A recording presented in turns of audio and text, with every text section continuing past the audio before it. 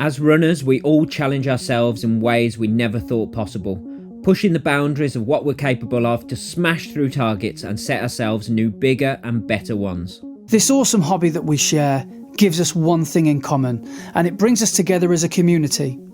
Whether you're working towards completing your first parkrun or you're a veteran of the sport who's run 100 ultra marathons, we all know the feeling of reaching that maxed out effort and our own red line. Welcome to our podcast, where your hosts Brett Elesmore and Andy Maguire discuss the struggles, the successes and everything in between on our running journeys, as we all work towards the next time we're running the red line.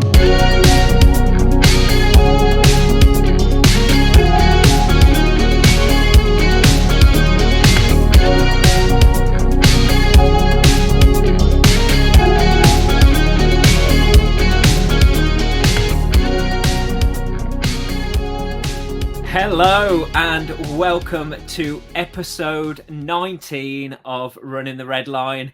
We are back.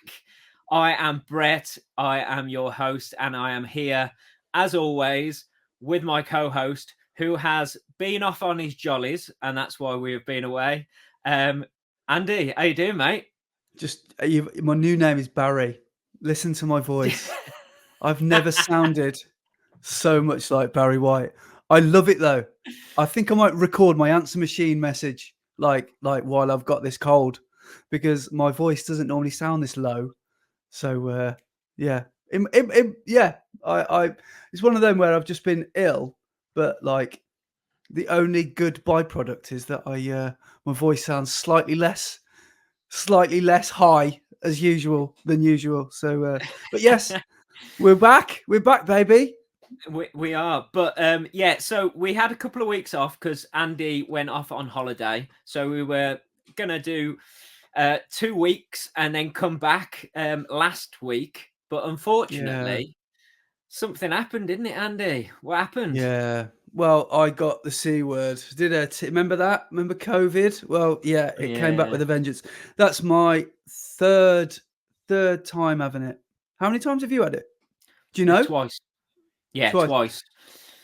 I know, it's like it's such an overused word, and sometimes the meaning gets lost when you say you've got COVID, to the point where people sort of start to roll their eyes now. But it is horrid. It's like, if you've never had it, firstly, how have you not had it?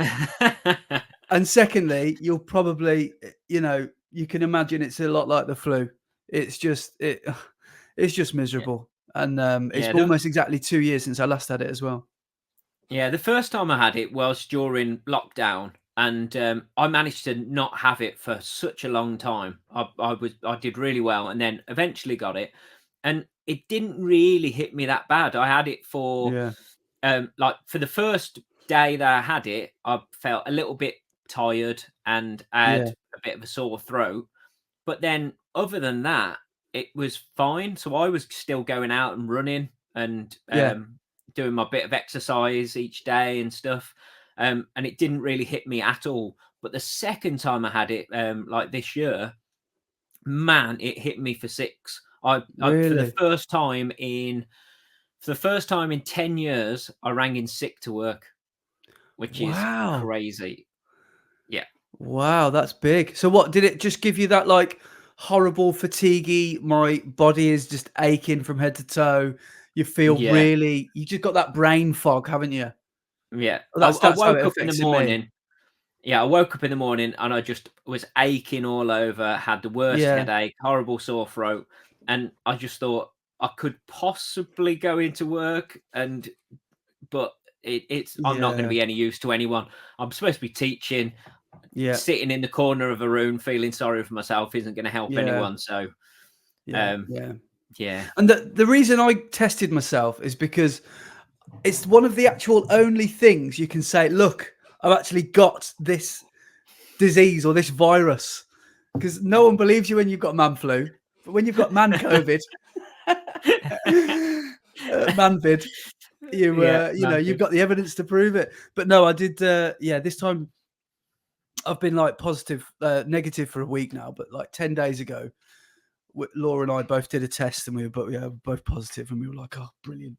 So yeah, it's been a bit of a rough 2 weeks because I was actually when I finished my holiday, I got ill. Like it was like poetic. I got ill like the day after. I needed like I felt like I needed a holiday to recover from the holiday, and I couldn't have that because I got ill straight away, and then it became COVID, and now as you can hear in my voice, it's like all in my chest. Yeah. So it's like I think I've got a bit of a chest infection now. But anyway, Oh, I'm done. I'm done moaning because I've been yeah. so negative about it all over the last few days. I'm finally out there running again, finally Good. recovering, and I've done a couple of runs which have felt quite nice, including today. I should be telling you all what's been going on from the last month in chronological order, not starting at the newest bit. But today, I went for a run on the beach because I was working Oh, down in nice.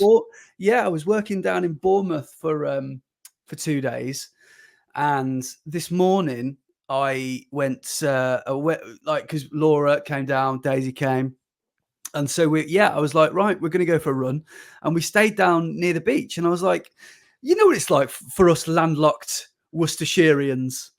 We don't get to the beach very often. So when you do, I was just running past all these people going, stop being, well, not going like, but thinking, stop being so miserable, man. You live by the beach. Like the amount of people who went, morning to, and they're like, looked at me like an alien, like thinking, oh, he's probably from up north. Why has he just said morning to me? But like, I love it. I absolutely loved it. And so, yeah, we ran down the promenade and it turned into like a little traily section. Just did like a basic, nearly a 10K. So like got to 5K on the watch, turned round. And just, yeah, it's just, that's the best I've actually Nice. felt in the last 2 weeks. Yeah, So that was I good. was going to ask how COVID has affected your running, whether you were able to get out at all, but were you just feeling so bad and like chest feeling Yeah. naff, so you It's, didn't want to get out at all? yeah, basically, it's more like that achy. Like, I went to work last week and this is how pathetic I sound, right? This might not even be COVID related, but this garden I had to photograph for this house had no joke. It was on the back garden was on the Malvern Hills, so like it had steps all the way up. And I walked to the top, turned around, took a picture, and then my like quads were burning. Like literally, for the next 3 days, I had DOMS from walking to the top of a garden. So like my whole body just felt so sort of like tender and so. I mean, I'm blaming it on the COVID. I don't do any S&C, so that's probably main reason. But I've just felt really weak. But like the last couple of days, doing these couple of 5 and 10Ks I've done, everything's been nice and easy.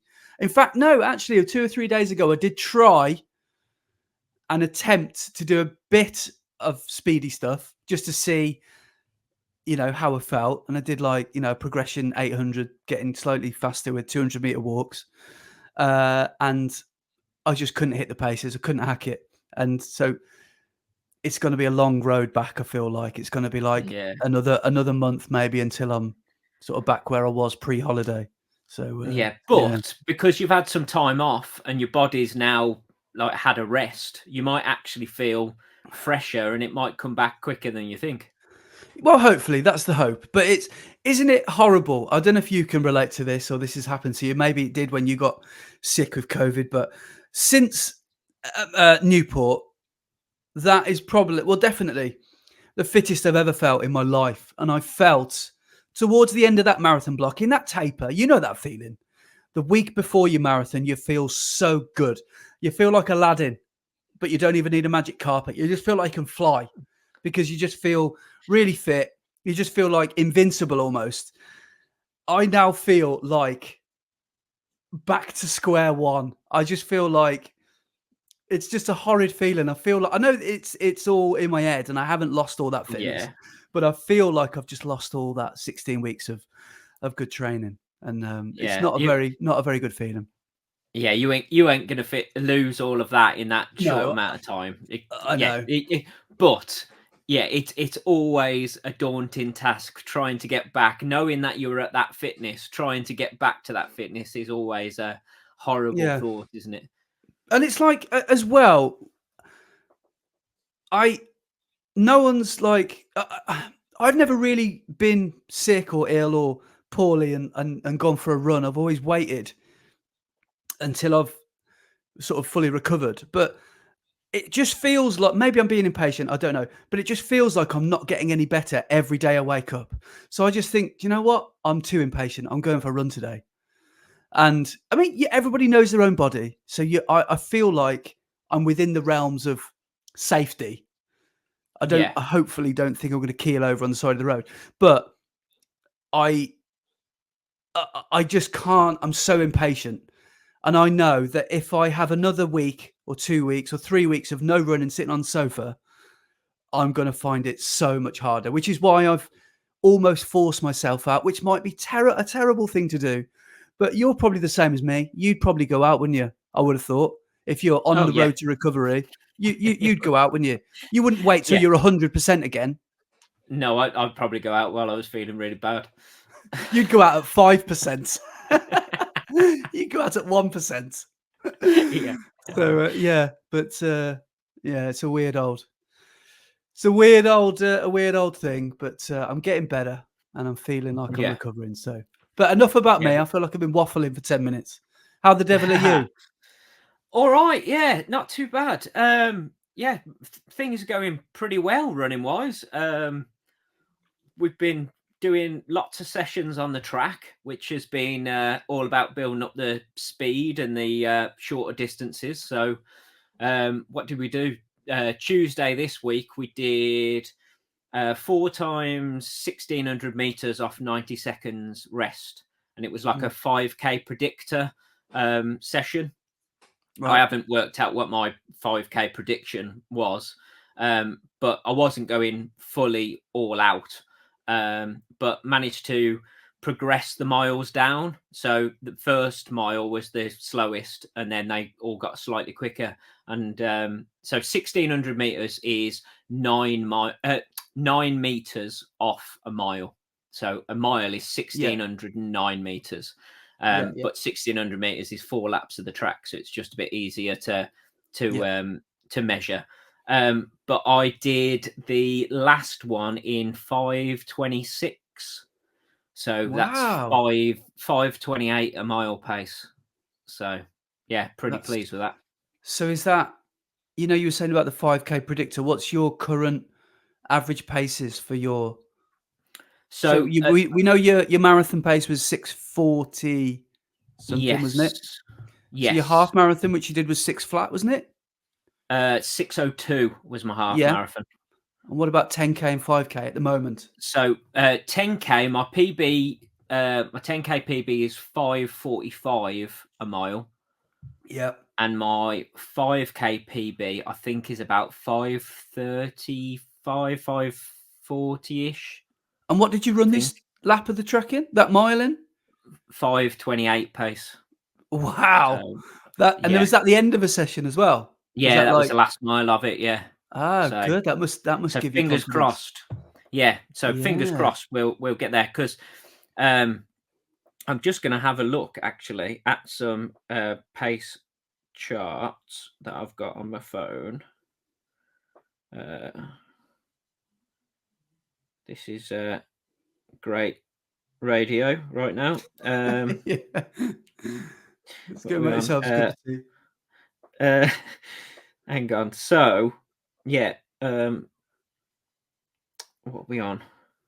So to run a sub 17 5K, which is my target for this year, for a 16:59, it is 5:28 a mile. Wow, interesting. Yeah. So how did you feel finishing that mile? Did you All feel right. like I mean, it was tough, but yeah. it was okay. So we'll see. Hopefully by the end of this summer. Actually, I've entered my first ever 5K race. Yes, I was going to ask you about this. Go on, tell us more. Yeah, so Yarrow from the club mentioned it to me, and loads of others from the club are doing it as well. The Mid Cheshire 5K, which apparently is one of the quickest 5Ks in the country. And it Yeah. is the in August, I think. Right. I've entered it. I don't even know exactly when it is. I think it's in August anyway. But yeah, I was just I wasn't sure whether I wanted to enter it or not. And then I thought about it and I thought, if I want to try and break 17, the best place to do it is a race. I mean, Yeah. you can do Yeah. parkrun as much as you like, but there's never that many people that are up at that pace at a Yeah. parkrun. So Mm. to try and get into a pack of people to try and run with is difficult, because Yeah. there's either people who are way faster than you or people that are behind, and you end up like a lot of the time I end up running parkrun on my own. Um, Yeah. so it's just a time trial.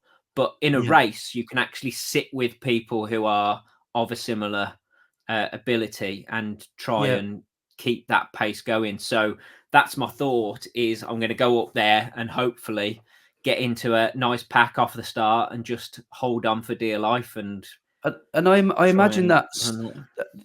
that sub 17 is quite a well, it's a round number, isn't it? So it's like it's a big target to shoot for. So I imagine that Yeah. like you won't be alone go wanting that in Oh, wanting that. yeah. Yeah, well, that was one of the big things on the Parkrun stats before they got rid of them. There was a list of men who had got under 17, and then the Yeah. list of women was under 20. So Yeah. 17 is like this big barrier that a lot of people want to try and break. So Yeah. hopefully, Yeah. yeah, there'll be quite a few running that sort of pace. Where are you now? About 17 low So teens? my PB is 17:16. 17, 16. Yeah. Which, hang on, let me. So so So although 17, that's only so I mean that's yeah, 5 seconds a seventeen mile. sixteen is 5 seconds a mile slower. Yeah, Yeah. So doesn't 5:33. doesn't sound a lot, just sat No, here on a Friday night chatting about it, but, you know, 2.5 mile into it, looking at your watch, yeah, you'll be like, "Oh, yeah, 5 seconds is quite a big jump." So, yeah. what I mean, that's a long way off, but how do you race a 5K? Well, 5K is such a horrible distance because there is, Yeah, see, 10K and upwards. It's possible to go out and settle into some sort of rhythm and yeah, feel half decent halfway through the race. yeah, 5K, you're off and you're on the red line for the whole of the race. There is no let yeah. up. It's just go out, all balls out, and just hold on. Yeah, I've the more I've thought about it and the more I've done it, the more I feel not bad at all about positive splitting a 5K. Because Mm, sometimes, and I'm sure you'll be the same at this race, you'll want to get out fast like you would do a park run because you'll want some breathing space. So you'll yeah, probably look at your watch and it'll say five something teens, I imagine, and you'll be like, "Oh, okay, this is what's happening then, is it?" Because you've probably gone a little bit quicker than you thought yeah. you needed to go. But I totally get that, and it's a fast race. You don't want to emulate what happened at is it Valencia a few years ago where everyone just Oh yeah, fell over? And didn't it yeah. happen At the again? I'm Valencia sure it happened. 10K, yeah, Yeah, I know it happened at Valencia. I'm sure I saw it happen somewhere else recently. yeah. But you can see Loads of why it people got happens. really injured from that. I can imagine. Well, Yeah, the at loads. one point, it becomes a stampede, and I saw some pictures, some footage of. Well, the one I saw wasn't Valencia. I think it was in France, and the runners that had fallen. No one's helping anybody up. It's No, like, right, I'm on the ground. I need to get myself up, and I don't care how, who I have to tread on. It's like a dog eat dog kind of yeah, scenario, isn't it? So you don't want to yeah. be in that kind of. But You don't want to apparently, get yourself into that neck s- in some people at scenario. Valencia obviously fell over, and people Yeah. fell over them, and it just ended up like a big pile up. It was like a pile Yeah. on at school. It's like a Pile on! stampede. Everybody jumping on top of you. Yeah. Like a look, I can imagine it's really quite dangerous if that happens Yeah, because once you've crossed that start line, your instinct is to go forward. I mean, so I can see why it happens. But yeah, fingers crossed you can get off to a good solid start. And when is that? Mid August? Did you say? I think Did you it's say when it was? mid-August, yeah. Mid August. I Yeah. know it's August, but when exactly, I can't remember. I've So just entered it and, yeah, I'll work towards it. I think it's on a so Friday night, though. oh, that might Yeah. change things for you. Yeah, that's interesting because I know you're a fan of running early, but well, then again, no, you do like doing your sessions at night, don't you? I do like evening runs, Yeah, but actually, you're going to be fine. but getting ready for a race in the evening is Yeah, very different. Like the Timberhunger 10K is always in the evening, yeah, and it's always a strange one because you've got the whole day to prepare rather than just get up and go for it. yeah, yeah. I imagine food choices and stuff on the day is, everything's you've got to Yeah, think about everything, haven't you? yeah. Especially Which when seconds count as well. Yeah, which actually brings me on to one of the races I did recently, the Hilly 100. So I did the Cotswold Yeah, Hilly 100 the other week. So the Hilly 100 is it's a club race, and it's 100 miles over the Cotswolds hills galore. yeah, But it's a 10-man relay. So there's yeah, 10 runners, and we all do 10 miles each, basically. yeah, And it's a proper relay, so there's a baton that you actually yeah, have to pass. And in the rules, it stipulates that you have to have the baton in your hand. You can't put it in your pocket. You can't put it in your waistband or anything. You've got to carry it in your hand as part of yeah, the yeah. rules. So I haven't done it before. I went and supported Gav last year when he went and ran a leg, but I haven't actually run it. And I ran leg 10 this year, so the last leg, The last leg, yeah. which finishes at Stratford upon Avon Sports Club. And yeah, it was tough. Yeah, the hills there, yeah, they were no joke. Yeah. And I I set off way too quick, as I always do. Um, I think I ran the first mile in 5:39 or something like that. What? So Um, I was going to ask you this: do you run 10 miles closer to your half marathon pace or closer to your 10K pace? It uh, sounds uh, like I know which one you're going to close to your 5K pace. well, I wanted to try and break an hour basically for this Right. 10 miles. So that's 6-minute mile pace. So I Yeah. wanted to be just under 6-minute mile pace. So set off, and yeah, hit that first mile, and the first mile was pretty flat, so went off way too quick. But then started hitting the hills, and I was like, oh man, I'm gonna have to make up the time that it's taken me to get up these hills on the downhills, and there was some steep downhills, so you could really go for it as well. Yeah. Yeah. But 3 miles from the end, I started to get a stitch, and I'm not sure why, but I think it's possibly because my leg started at 4 o'clock in the afternoon.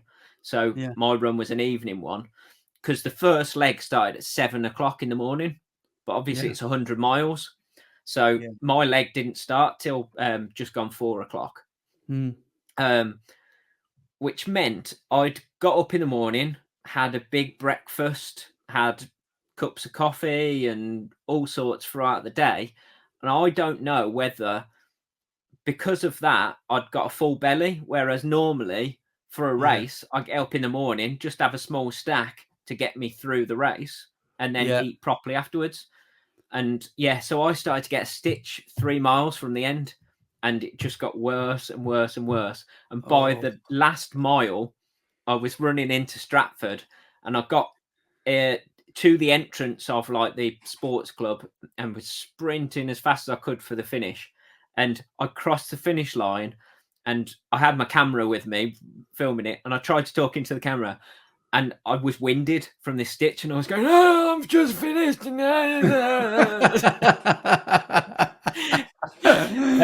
Oh So yeah, god. it was horrible. I haven't felt anything like that, like for So any race you ever. you had it for the whole last 3 miles? Yeah. Did you So it say? started to come on. Wow. It wasn't that bad, 3 miles to go, but the last mile, it was horrendous. It was Well, horrible. that's nearly 20 minutes, isn't it? That's like 18 minutes or something. Yeah.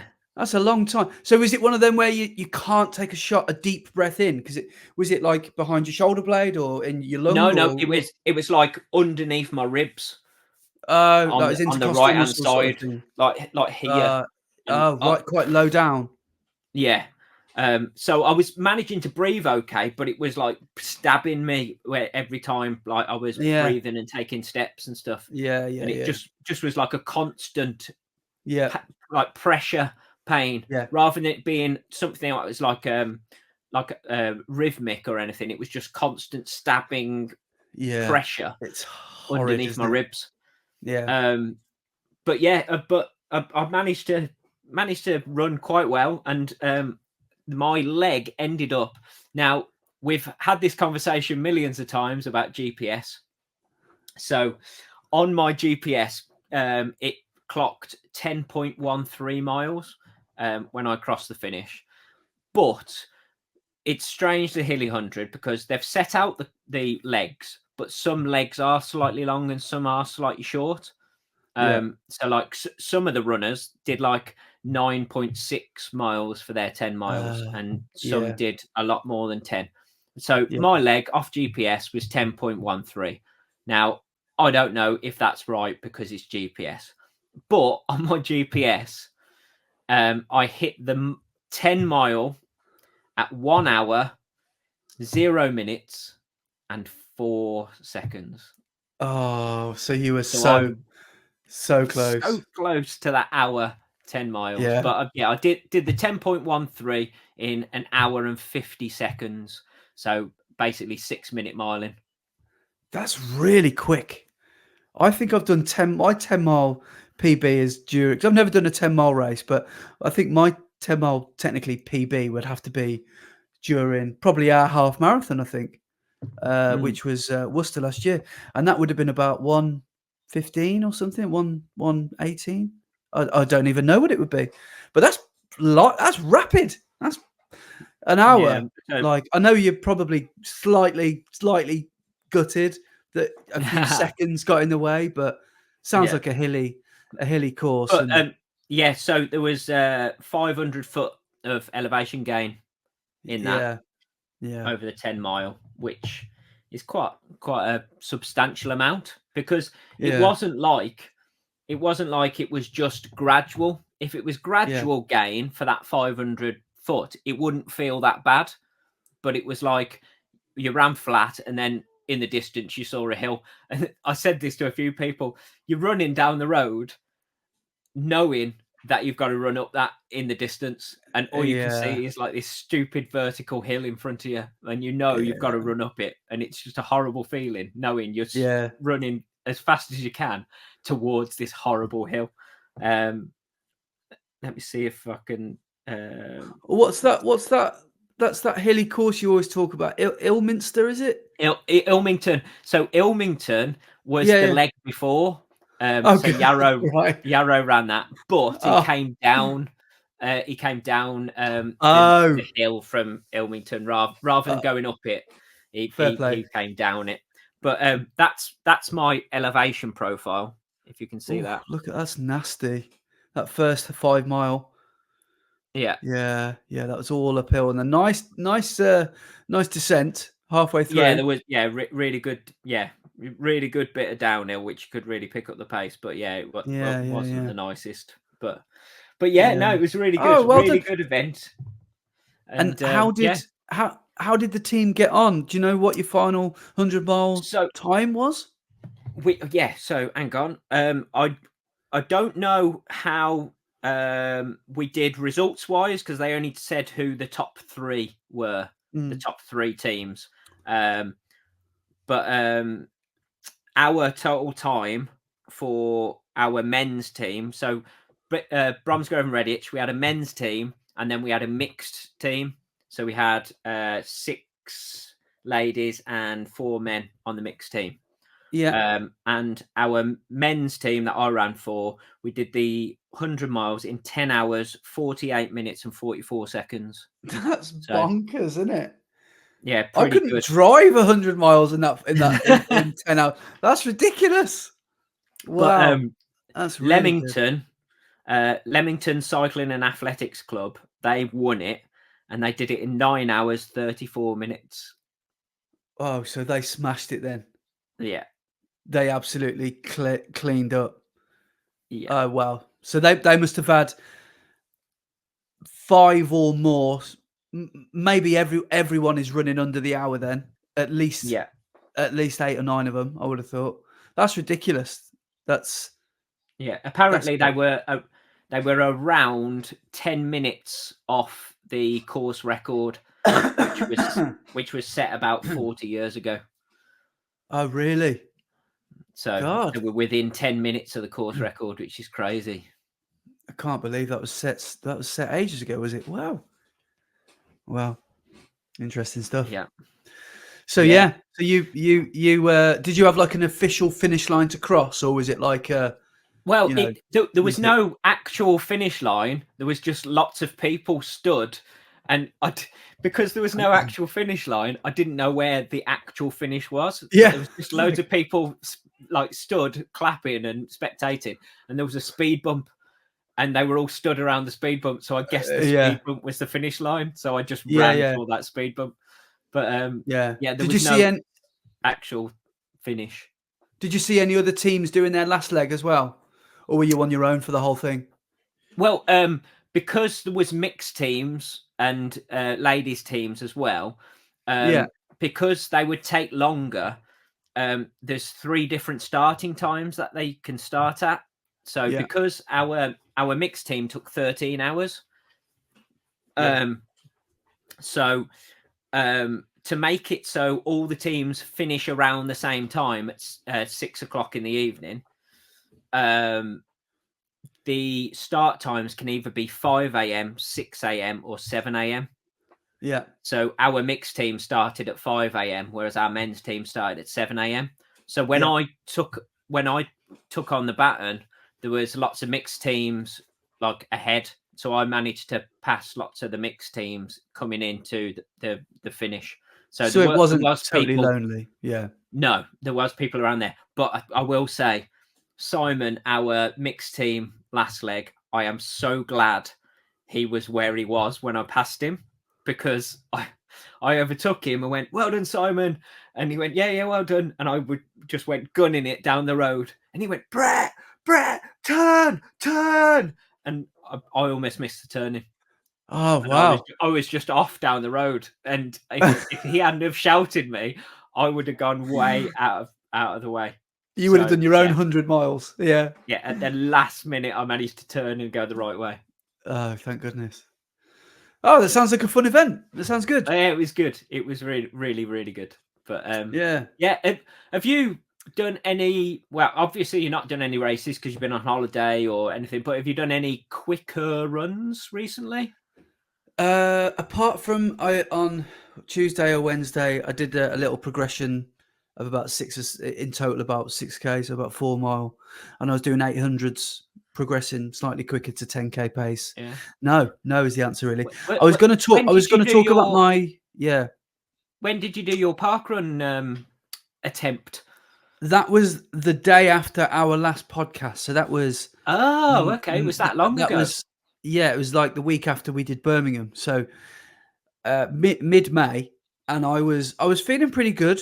I knew I wasn't in sub 20 shape. So the goal was just try and get as close to, just try and run your socks off. Just go and see what happens. Run hard, run without, you know, worrying about anything. Just see what you can do. And leading up to that, I'd actually felt quite good. I'd still got the marathon in my legs 2 weeks before, or maybe, yeah, I think it was 2 weeks before in the Birmingham half. So I was slightly carrying a little, a few too many miles, but I ended up coming round in 20:49.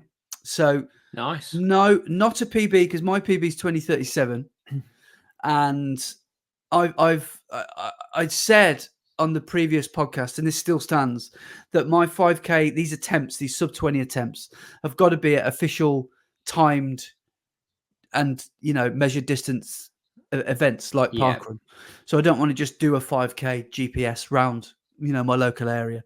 So Yeah. what I'm going to try and do is, as soon as I'm back to thinking like I can give it a go, I'm going to try and visit loads of local different parkruns. So I've got a little list of ones that I want to travel to. So in no particular order, I'm thinking of Stratford upon Avon, which is notoriously quite a quick one. There's Walsall Arboretum. Again, it's like one of the top 10 in the country or something like that. There's a few others. I did Worcester Pitchcroft. That's where I got my 2049, and that's where I've got my PB. So there's like a handful of others. Like I was thinking of Bruton in Solihull and Edgbaston, obviously in Brum. Yeah. I'm going to try and make a summit, hopefully. I know every man and his dog, so every runner and his dog is doing this at the moment. But I'm trying to have this sort of summer of speed where I can try and get a bit quicker. So that's the game. But at this particular one I did, it was my 4th K that let me down, as always. Yeah. So at these attempts, are you wanting to run it on your own, off your own back, or are you going to try and get any paces or anything at any of them? I'm happy to just keep plodding along, because I would love to have people come and join me, like always. It's always fun to run with others. However, especially while I know I'm out of shape, I don't want to have anyone there telling me something I can do, something I definitely know I can't do. So definitely not for a while. And I'm talking maybe 4 to 6 weeks. That's probably about how far I am away from maybe having a good go at a sub 20. But Ara Valley obviously is one that I might tap you up for. And but yeah, if I know we said this last week, and I said I would like to do it under 10 attempts. I'm now thinking, after how this last month has gone, yeah, it could be longer than that. But I think in 10 weeks' time that I'll be in my Valencia training block by then. So hopefully I'll be I'll be getting a bit quicker, and loading some miles in there as well. But yeah, I'm optimistic to get it done. My target is before my birthday, which is the end of September. So that's what I would really like. But I haven't got my data in front of me, but I can pretty much remember it, because my PB pace is about 4:06 per kilometre. Obviously, for a sub 20, you need 3:59. And I ran my first K in 4:02. And I thought, okay, that doesn't feel too bad. And anyone that's run Pitchcroft knows that it does clog up a little bit. It's like most park runs do. It is a bit of a bottleneck to get onto that tarmac path, which is, you want to get off the grass, off the trail, and you want to get onto that tarmacy bit, which is what I did. Yeah. Then I went past the grandstand and I was feeling okay. And then I looked at my watch again and I clocked 4:06 for my second K. Third K, 4:08 or 4:09. So by now I was still averaging PB pace, because I'd done one quicker and one slower. And I started the run with a guy called Merv, who's a local guy to Worcester Pitchcroft, and he's down to about 19. But he's building back into it, and he was running that level. And Rich, the star of my YouTube channel, the beautiful bearded Rich, and he was with me the whole way, because Rich is, like I've said before, he's going to be more happy for me when I eventually get sub 20 than I will be. So I knew, because he's a lot quicker than me. He's like in the 18s now with his 5Ks. But he was running with me, alongside me, and he was kind of unofficially pacing me at a PB pace. And I watched him just look over his shoulder and think, he's dead. He ain't going to keep up with me. So he just went, keep on rolling, baby. Yeah, Fred Durst style. And he just cracked on. And then I looked at his stats afterwards, and he, 4 and 5, he did like a 3:50 and then a 3:40 finish or something like that. So he did really well, and he got in at just over 20. And then I saw Merv sail off into the distance. Looked at my watch at 4K, and it was 4:16 or 4:17, and it's the same old story. So I'm starting to fade, and then I found something extra for that last K with a bit of a sprint finish. And again, I was on my own for the whole thing, which didn't make life any easier. Got overtaken on that final K, and you think, you know, that your looks just, you know, you just sort of know. And I had you in my ear as well, saying, "Don't look at your watch, don't look at your watch," because I've started doing that on effort based races now and time trials. Well, I'm getting to halfway and slightly beyond, and just that's a guide. And then from then on, it's like I'm literally don't want to waste any effort to even look at my watch. I think I know I think I know the cadence. I think I know where the effort is by then. So then I just carry on. And yeah, so I had a feeling that my 4th kilometer had slowed way down. But that's the same old story. And I keep watching, like, I've watched a lot of videos, you know, like we've talked about them before, but like the 2 running brooms, they've talked about the killer 4th kilometer, and that, you know, that 2.5 mile area where you're really starting to flag and question your life choices and your body and everything screaming at you to stop. And that's where you've got to, you know, really step on it. But I've had some good advice actually from that video. One guy said, he talks kilometers as well, and he said when he gets to that, when his watch clicks over 3 kilometers, he then tricks his brain and puts his foot down. So then that 4th kilometer where he struggles, he's managed to keep a consistent pace rather than fade. Yeah. And then he gets to that final stretch, that final kilometer, and then he goes for it. And then he's managed to sort of trick his brain that way, and he's managed to do that. But at the moment, with these sub 20 attempts, like I said earlier, I don't care if I positive split them. I quite like going out hard. I've had a few people say, "Oh, you need to negative split your 5Ks. You're going out too fast," which I appreciate. I hear what they're trying to say, but I just feel I can see your reaction. Like with the 5K, I just feel like seconds really count, and if I do the opposite of banking time, if I start out too conservatively, I you're don't back constantly myself. chasing your tail then. Yeah, I don't back myself to run, let's face it, way faster than 5K pace to close to a negative split. So I don't think I'll be doing that anytime soon. I like the idea of it, but 10Ks, half marathons, yeah, I'll have a go at it. But 5Ks, I can't see myself negative splitting a 5K. It's a bit like, did you ever used to play Gran Turismo on the PlayStation? Oh, you're rolling back the years here, but yeah, I remember Gran Turismo. It was a good game. One of my favourites on the PlayStation 2.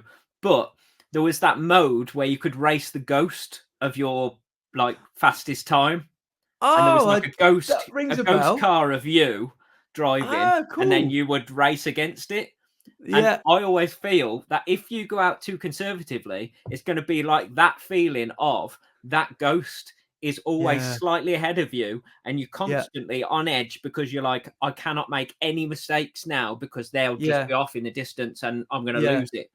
So if you get out early and you're ahead of that ghost, you're like, hang on, I've got this now. I can just keep this going, and as long as I stay in front of them.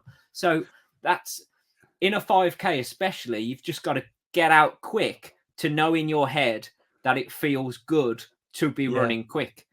I don't think you should run conservatively at the start because you're not getting your head in that mode of, I've just got to hit the red line and just hold on for 5K. Yeah. Well, I see that ghost every Saturday morning. He's got a big beard, wears a red hat, and he's called Rich because he's always on my shoulder. And then he just sort of goes, "Oh, can't be asked anymore," and then just cracks on when he sees that I'm starting to huff and puff a little bit. But no, I know Rich is he's really backing me to get it done. So, but that's the plan this summer. I'm going to try and visit a few park runs, and I'm going to try and make a video series out of it and stuff. But like I was saying about not coming back too soon, and maybe running before you completely recovered, I don't want to do a hard 5K effort on a bad chest, because Oh yeah, I no, don't think that's a great no, idea. no, definitely Um, not. No, so and I'm you'll going to just keep it fairly easy for now.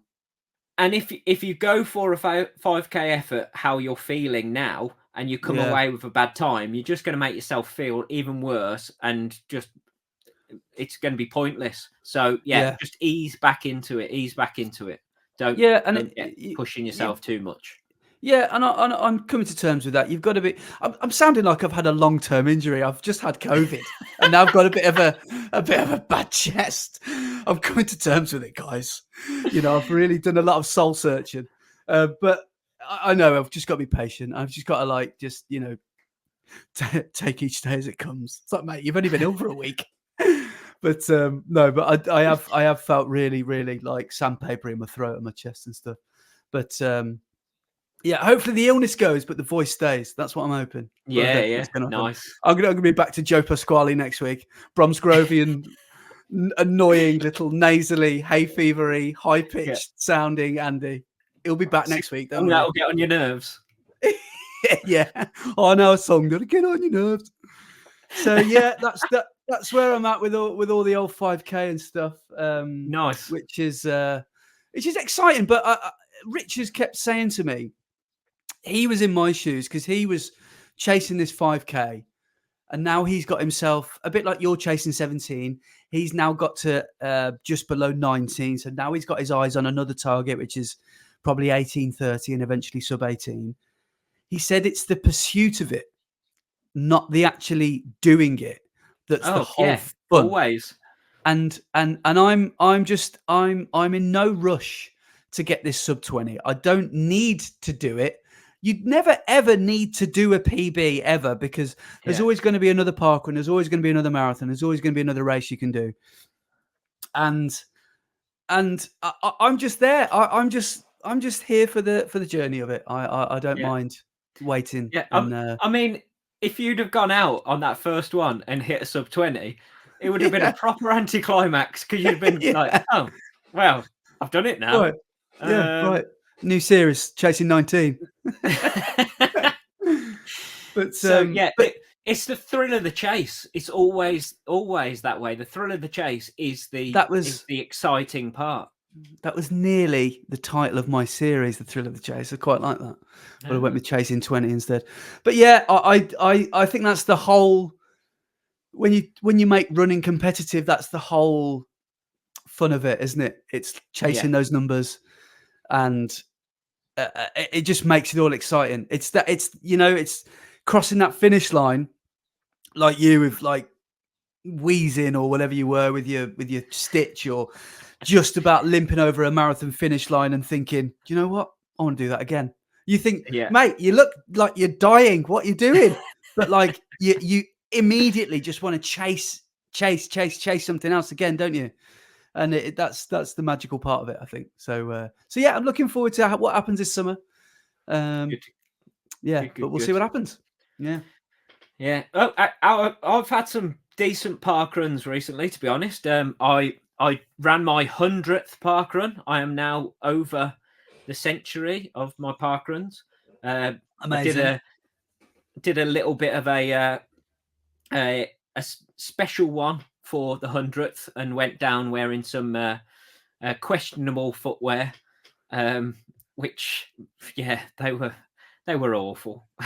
but Did you get them out? but Did you get them out of retirement? Because are these ones you've worn sort of 12 no, months ago? Oh, yeah, these they're brand are new. the 2.0. Yeah. Oh, right. So Okay. yeah, so they're not the same as the first ones I did. So yeah, basically, I bought a pair of they're not even running shoes, just a pair of trainers from Lidl.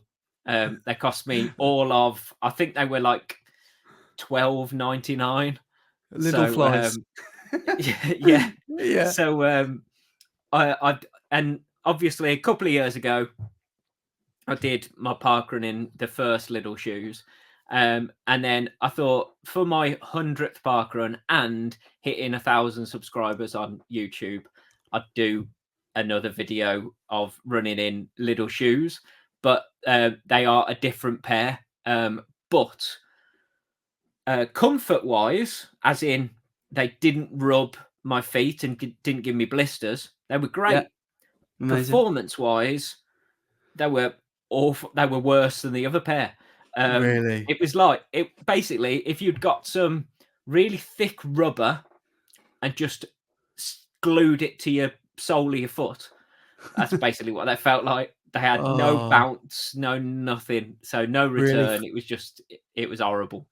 Were you just like clippity clopping along? Was it like wearing a pair of Yeah, clogs, basically? yeah. Oh And no.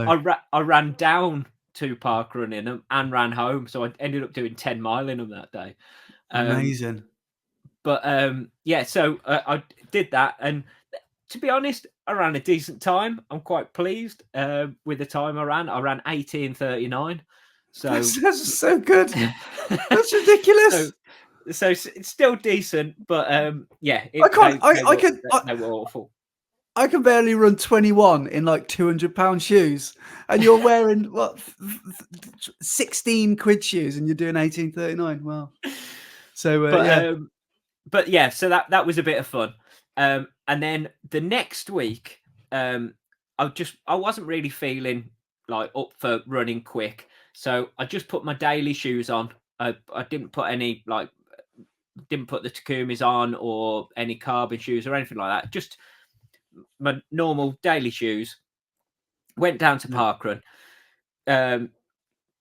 We were at briefing and everything. Walked to the start line, and I looked around on the start line and thought, "Hang on, none of the speedy guys are here this week." So all the guys that run in like the 16s and the 15s, none of them were there. And I was like, so hang on a minute, could this be on here? So I thought, right, Just- as I can't spot anyone who is normally way in front of me, I'm going to go out at a decent click and see how many people go with me. just So quickly, just for context, where are you normally finishing at Parkrun? Are you like uh, top 10, top 5? Like top 10 most yeah, weeks. Yeah, yeah. top 10 It most like weeks. like top 5 is a really good week. Yeah, Like basically. yeah. Um, so yeah, so I set off, and two people came with me at the pace I was running at, and I was like, okay, right. And the one lad, after about probably half a mile, went off in front, Yeah, and I knew this lad because he's one of the younger lads from BNR. mm, And every week at Parkrun, he goes off at a flying pace and yeah, always slows up towards the end and fades a bit at the end. So I thought I don't mind letting him go because yeah, he is going to fade. So if I keep a consistent pace, yeah, I might be able to get him back. And then another lad just stayed on my shoulder yeah, and just sat there. And yeah, we got to about a mile and a half in, so one lap, and I yeah, thought I'm gonna ease off a bit and see if he takes it on. So let him go past, and then he slowed up, and I thought, okay, he doesn't want to take it on. He's gonna slow up again. So I went back round him and pushed on the pace, and he yeah, went with me again and just sat on my yeah, shoulder. And I was yeah, like, oh man, so he's going to do this for the whole of this 5K. And yeah, we got to, I think it was about 2.5 mile, and there's ever such a slight gradual slope. So I just pushed it up there, and I managed to make a few meters on him. And I thought, yeah, right, so made a few meters on him, and Spencer, I think it's Spencer, the lad who was in front, I could see him, and he was starting to fade. And I thought, yeah, right, I'm gonna try and chase him down. And on the back of the lake, do you know when you then turn off the back of the lake to then come down but up by where all the ducks and the swans are? yeah, Um, I caught him there and passed him, and I yeah, thought, right, I'm in first place here. So kept on going. Went down past the play park and turned left to go up the slope round by the play yeah, park, and then brow of the hill and down to where you turn that tight left to the finish.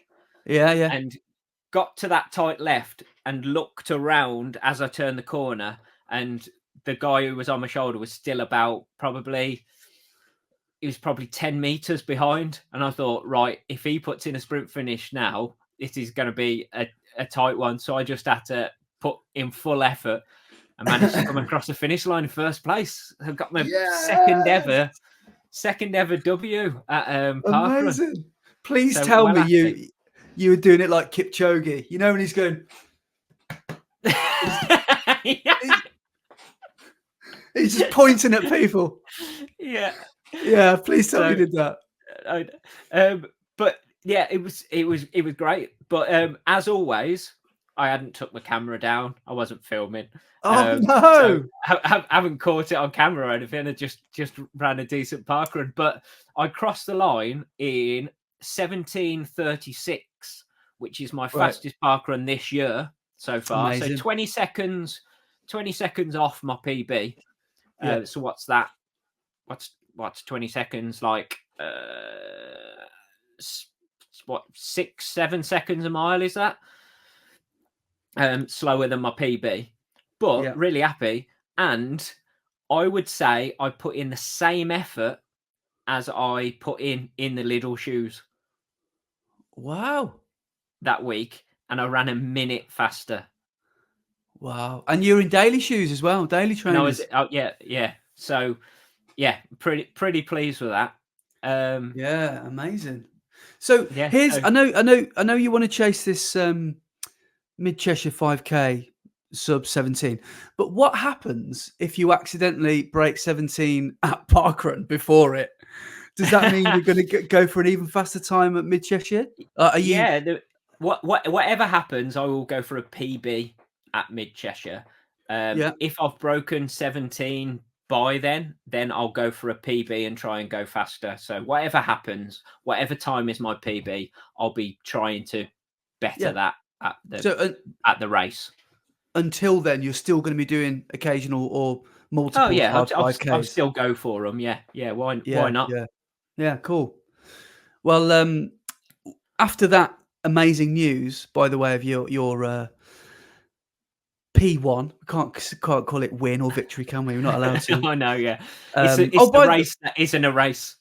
By the way, I saw you, as many others will have, in the viral video that went out in Manchester about the guy yes. that did the marathon world record in Crocs, and you featured quite heavily, didn't you? Yeah. So I ran past him during the marathon, and obviously I've got him on my video as well. So I saw he was running in Crocs, and I was like, oh man, I guess he's trying to run a sub 3 in Crocs. And he started chatting, and he went, oh yeah, I'll get you on camera as well. And we must have, he got his camera out. We must have chatted for about 10 minutes for like over a mile. And obviously he's cut some of that into the video, which is pretty cool. Because you famously reminded him that the race starts at 20 miles, didn't you? Yeah, because it was his first ever marathon as well. He'd never run a marathon. Obviously, he's a good runner because he's run what did he run? 2:58 in Crocs. So to run a 2:58 anyway, you've got to be a decent runner. But he ran it in Crocs, and but I think he was a very good club runner at like the shorter distances at 1500 and things like that. So he had a bit of a career, not a career, but I remember him saying that when he was younger, he did quite a bit on the track. So it's pretty good. Fair play to him. What a nice guy as well. He was a lovely guy. I had a really good chat, and I had a chat with him at the end as well when he finished. And it was wicked. But if you haven't seen that video, go and watch it. That was a really good video. I think it's on like over 500,000 views now. That's mental, isn't it? Wow, amazing work. We could only dream of views like that, couldn't we? That's amazing. But talking of views, stats, figures, I thought we should give a little update on the top 5, because I know our listeners go on then. Literally don't care but about who's top 5.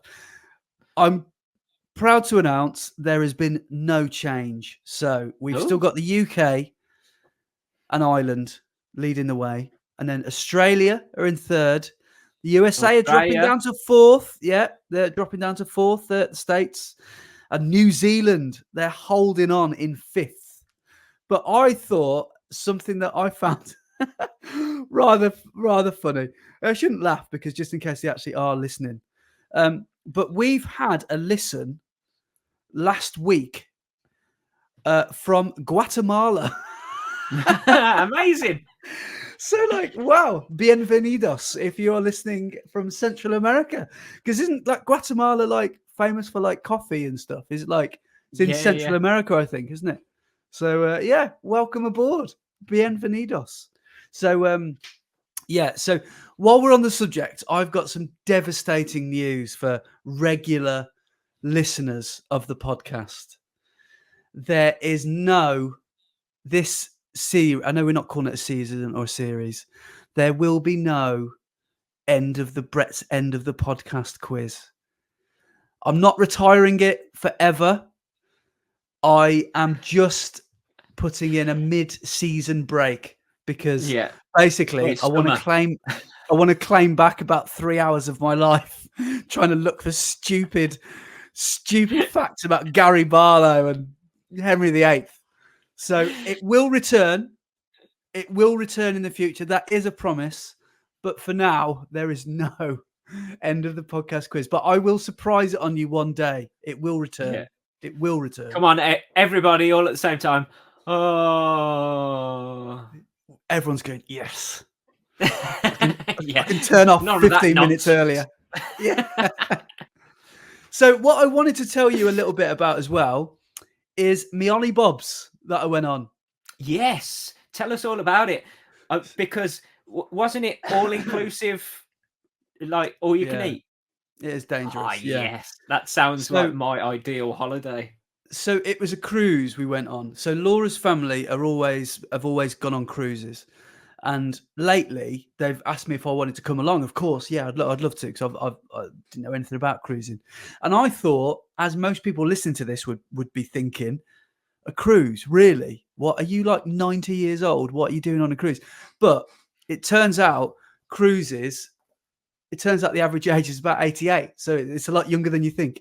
No, it's so much more fun than you might think. The entertainment is amazing. Obviously, the food is just top notch.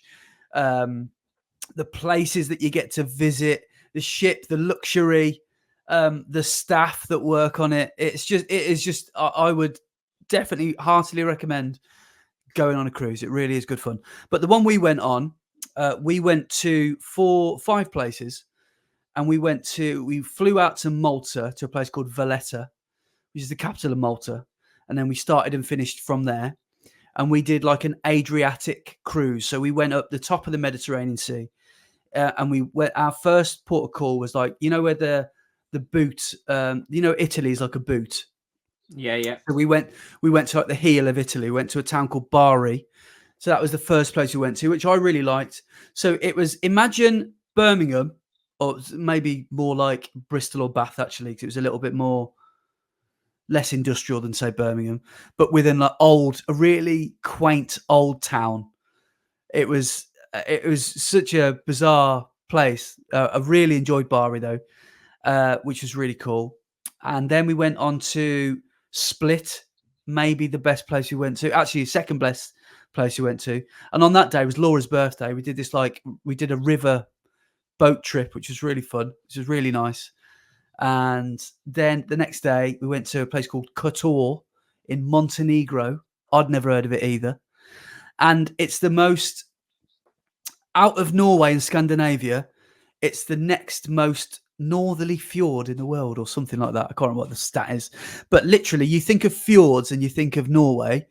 This literal place was like you were in like these towering valleys above you, and that the day we pulled in, I got out of bed at 5-6 o'clock, and I watched us sail in, and it was magnificent, so cool. And I liked it so much that in Kotor I did a 10 miler. It's 30 degrees. Amazing. And I thought that, Laura's mum, brother, and Laura had got off the ship, and we'd all had a walk around the old town. They were done by 11 o'clock, and they were like, "Oh, do you want to go and, I don't know, watch there was a film on, like, I don't know, I can't remember what it was. And I was like, no, do you know what? I'm going to get my running shoes on and do a bit of exploring. So I did a massive, I was only going to do 5K, but I did 5K and I thought, yeah, I feel all right. I'm going to keep going. And then I ended up getting to like 8 or 10K. It was 8K, 5 miles. And I thought I better turn around here because I can't guarantee I'm going to make it back in time. So I got back on my watch clicked over 16K, which is about 10 miles, which was really, really cool. And it was about 30 degrees. So it wasn't stiflingly hot, like, I don't know, Dubai level, but it was just hot enough. You know, when we get really warm days in this country, Yeah. it was a bit like that. And I actually really, really enjoyed running in that weather. Really, really enjoyed it. So I had my bucket hat on, my vest and my pink shorts and my endorphin speed 3s, and I just ran up and down the promenade and the quayside and the harbour, and that was awesome. And then on the last day, we went to Corfu town in Corfu and did a 5 or 10K there. I think it was a 5K. And halfway round, I ran into like a parade. I was like, literally, the police stopped me. I thought, oh God, where am I? What have I done? And I had to like wait because there was like the whole of the island. It was like a family thing. Everyone was in traditional dress, and I didn't realize that it was like a national unification day of the Greek islands or something like that. Wow. So I was literally watching this parade come past, and it was banging drums and people playing instruments, and it was just wicked. It's such a cool atmosphere, and it was in this Corfu town, by the way. It's a really nice, really cool. The architecture there is really nice, and that was good. And then the last day flew home, and yeah, it was a really good holiday. But on the first day we got there, we set off from home. We set off from Worcester at 2:30 in the morning because we had a 6 o'clock flight. We got down to Bristol. Bristol Airport, by the way, best airport I've ever been to in the UK. Phenomenal scenes. Okay. Unbelievable. So smooth. Maybe it's helped by the fact that it was the first flight of the day and it was, fairly quiet airport. But Bristol, yeah, really, really good airport compared to Birmingham and Manchester and some of the shockers that we have, some of the other big ones. So we got to, we landed, we got on the ship, but basically what happens is your luggage takes longer to arrive. So your luggage basically makes its way onto the ship about 3 or 4 hours after you do. So you get on the ship and like you're just in what you've flown in. And we got on the ship. I looked at my watch. It was 11:59 local time. Buffet opens at 12. So we've got nothing to do. Can't go for a swim. Can't go to the gym. Can't go for a run. Only option, hit the buffet. So yes, I could. Laura was like, "Please tell me you took your own 12-inch plate." Have you got your big plate, Alan? So we got there, and I think I had something like a chicken tikka masala or something. And of course I had like a mountain of chips and some naan breads and everything you could possibly want. And I was like, do you know what? I'm going to go back for some more. And then I went back and had lasagna, garlic bread. Then I had that. And I was like, do you know what? I'm not done. It was about 12:17 by now. Then I went back for another, I don't know, it was like beef stroganoff or something like that. So I thought, right, I'll call it there, but 12:30. Then went sat by the pool. Then I realised there's a pizzeria there, all for free. And there's a burger place and hot dog place as well. So I've had, by 2 o'clock, I've had 3 lunches. I've had about 1.5 pizzas because you only get it by the slice. You're only supposed to take it by the slice. I was taking like 8 slices at a time. Chicken burger, and hot dog, and about a pizza and a half. And it's not even 3 o'clock yet. I was thinking to myself, I could be in trouble here. I could be in serious trouble. And then the day after, we got. So by the way, as soon as, I don't know why I thought this would be a good idea. After all that cruise bloat, about 2 or 3 hours later, we didn't set sail till 9 o'clock. The suitcases came. I went and got changed. I got my running gear on, and I ran into Valletta and back. Valletta, by the way, is like Redditch on steroids, hill-wise. Some of the hills, you know, like that scene in Inception where he's designing the dream and he sort of walks, and then he sort of walks up. It wasn't far away from that. I literally was doing like 90-degree hills with like this belly full of tikka masala, thinking, okay, I could be in trouble here. But that was really good, and I don't know what it is about running somewhere new. You've just got energy and you want to explore, and I was just loving it. I was just like, oh man, this is wicked. And again, really nice city. And I found out Valletta actually does a marathon in Malta, which maybe is on the back burner, which I think is quite popular with a lot of Brits. Actually, I think a lot of Brits go out there and do it. And the day after, went for breakfast, and I did the 6 waffle challenge. Good lad. So honestly, the waffle, but they weren't like thin waffles. They were like Chicago town deep pan waffles. Honestly, I got sick because the chef's making them, and they don't care how many you take because they just keep them coming. So I literally took 6, and I got like, have you seen that scene in Elf? You know, when Buddy is just putting all the maple syrup on his spaghetti, and I was just throwing things on, piling my plate really high. And I wasn't even 24 hours in, and I think Laura and I counted the calories that I must have consumed, and it was about 12,000 or something like that. Maybe way too much. And I thought, this is excessive. But on the actual cruise, there's a state-of-the-art gym, and I used it a couple of times. And basically, what I was doing, using the gym as like a way to get off, basically just to make room for the food. Because if I didn't, I just would have been, I would have been in big trouble. And one of the sessions I did, because I don't know about you, I'm not a treadmill runner, but I used this treadmill, and I just turned it to, because you could control the pace and all that sort of stuff. And I stuck it to an easy pace. And I just thought, I'm not doing 10K at this pace on a treadmill. I can't do it. And this one I had didn't have, or the thing I was watching was boring or something. There was no internet. It was like a few channels to choose from. So I started turning up the heat. I started sort of going a bit quicker. And I did a really good session. I did the same thing 3 days in a row, or over 3 different days. And one of them I finished with 2 kilometers, if the data can be trusted, at 3:45 a K, which is about 18-minute parkrun pace, isn't it? That's maybe 18:30 pace, something like that, which is fast for me. That's really, really quick. Yeah. And I did 2K.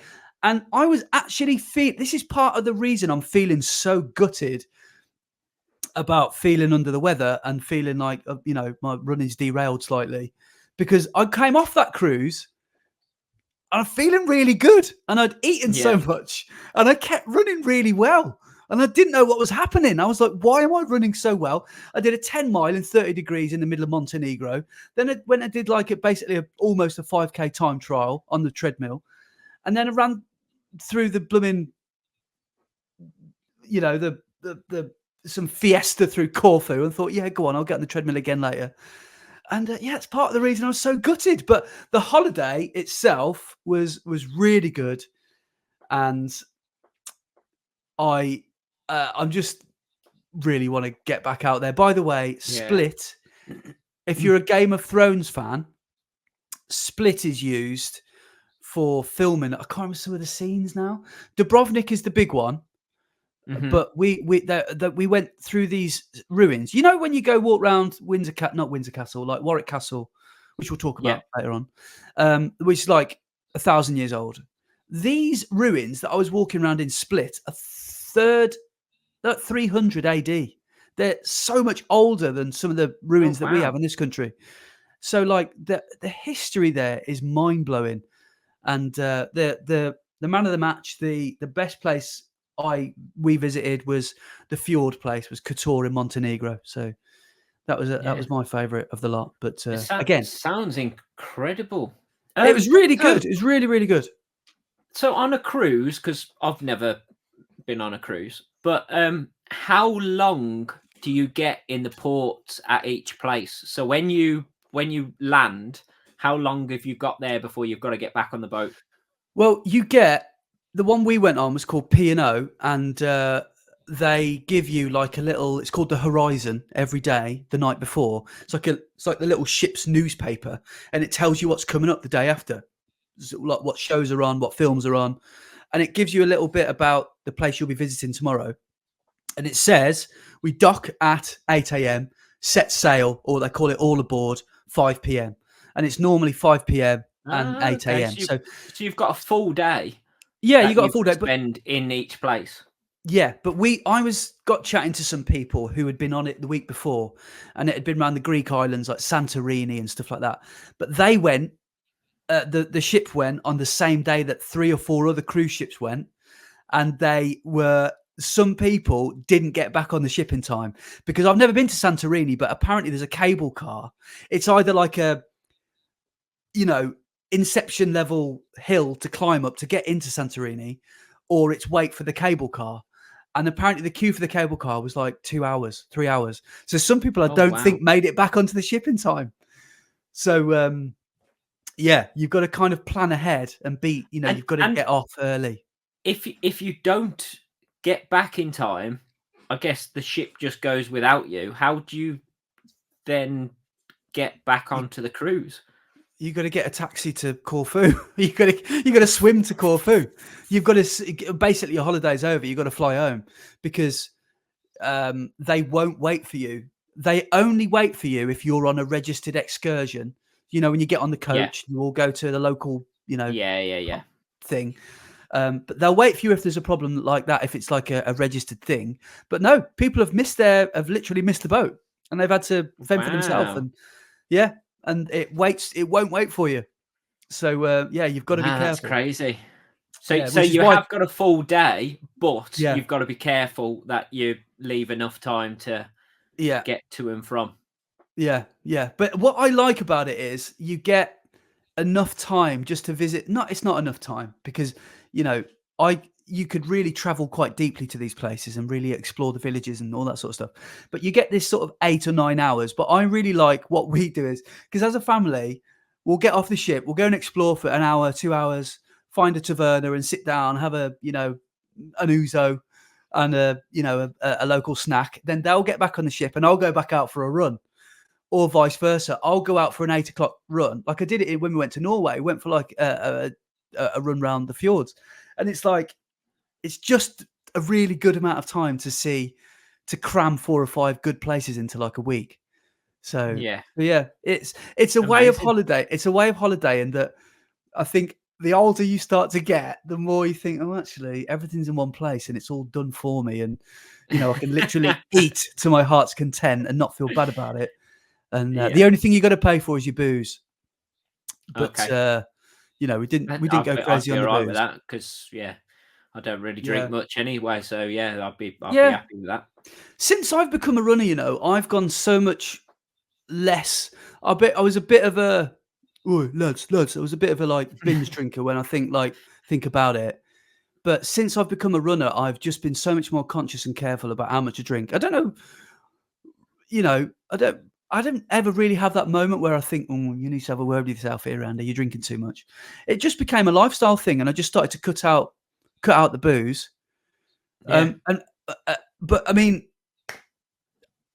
I don't know why, but it was just a lifestyle thing. It didn't ever really seem to vibe with me. I've noticed that for me, it was on like a Saturday night or a Friday night, I'd think, oh, do I want to drink? No, I've got to get up in the morning and go to Parkrun. Or no, I'm going to go to longer run tomorrow. I don't want to be dehydrated for it, so I'm not going to have a drink. And it just becomes a habit that I'd rather have a soft drink that is flavorful and tasty, rather than something that's going to, at the end of the night, make me go, oh man, I shouldn't have had that drink. Yeah. We sound so middle-aged, don't we now? Like, saying that. It's like, the music in here is so loud. Can you turn it down? Why does it need to be so loud? I'm trying to have a chat. Yeah, we're trying to talk. Let's go somewhere else.